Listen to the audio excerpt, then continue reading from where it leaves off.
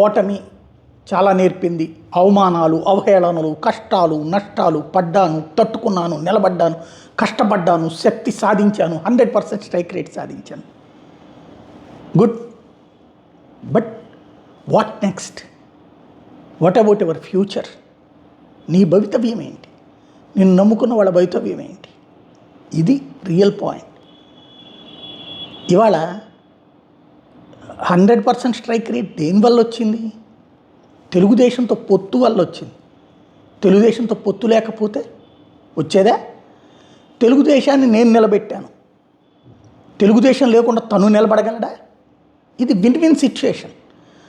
భార్యాభర్త బిడ్డ నా వల్ల పుట్టాడు అని భర్త అనుకున్నా, బిడ్డను కన్నది నేను కదా అని భార్య అనుకున్నా తప్పు.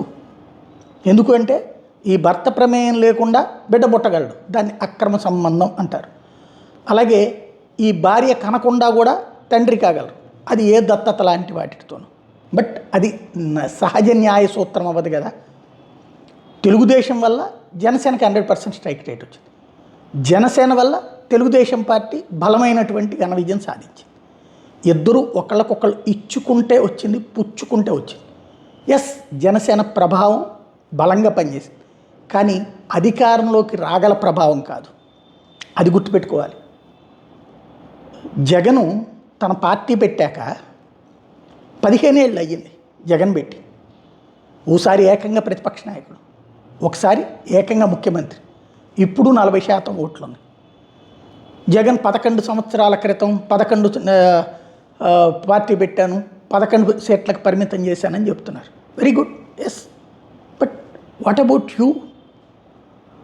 11 సీట్లు సొంతగా సంపాదించగలవు అంతవరకే. మ్యాక్సిమం 25 సీట్లు సంపాదించగలరు. రాష్ట్రం మొత్తం గెలవగలరా వితౌట్ తెలుగుదేశం పొత్తు, వితౌట్ భారతీయ జనతా పార్టీ పొత్తు? ఆ స్థాయికి ఏమైనా తీసుకెళ్తున్నారా? పోనీ ఇప్పుడు తెలుగుదేశం లాంటి సంస్థాగత నిర్మాణం ఏమైనా చేస్తున్నారా? లేదా భారతీయ జనతా పార్టీ లాంటి ఒక సిస్టమేటిక్ వ్యవస్థను తీసుకెళ్తున్నారా? ఇది ఆలోచించాల్సి ఉంది. ఇక్కడ నేనేం తప్పుపట్టట్లేదు, ఆ టెంపో ఉండాలి. బట్ ఆ టెంపోని కంటిన్యూ చేయాలి. జనసేన అనేటటువంటి పవర్లోకి రాగానే మన చుట్టూ చేరే కోటరీ గురించి చెప్పుకొస్తున్నారు కదా. ఎస్, ఆ కోటరీనే జగన్ని దెబ్బతీసింది, ఇప్పుడు పవన్ని దెబ్బతీసే పరిస్థితుంది. ఎందుకు అంటే ఏం చేస్తున్నారు? కార్యకర్తను తన్ని లాక్కెళ్తే ఏం చేస్తున్నారు? కార్యకర్త తలగాయలు బాగలు కొడితే ఏం చేస్తున్నారు? కార్యకర్తల కష్టాలు జరిగితే ఏం చేస్తున్నారు? అదే తెలుగుదేశం తన కార్యకర్త కష్టం వస్తే ఏం చేస్తుంది? ఎంతగా సీరియస్గా రియాక్ట్ అవుతుంది? అది గుర్తుపెట్టుకోవాల్సినటువంటి అంశం.